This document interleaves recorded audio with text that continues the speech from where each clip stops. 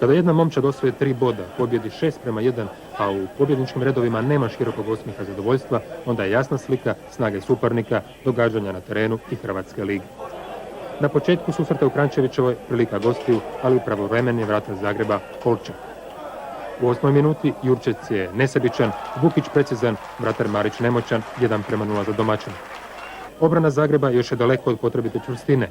Dobar prolaz Bajsića na zemlji je zaslugom Sabitovića. 18. minuta iz 11 Nevres Zahirović 1:1. Odmah potom neizravan udarac za Gorana Jurića. U 34. minuti akcija Marija Čižmeka. Ibrahim Duro je sretan strijelac. Greška vratara Marića 2:1. U 42. minuti i druga osobna vratara Vinkovčana, ali i Duri se mora priznati umješnost 3:1. U prvoj minuti nastavka kombinacija Biško-Klalić za četvrticu. Gostima ostaje nedovoljan.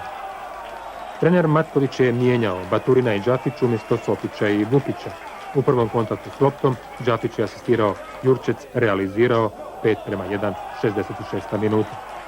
U 89. još jednom Renato Jurčec za konačnih uvjerljivih 6:1. Svima, a napose malobrojnim gledateljima, jasno je da 7 posljednjih Uz to najuvjerljiviju u čitavom kolu ostvarila je Croatia.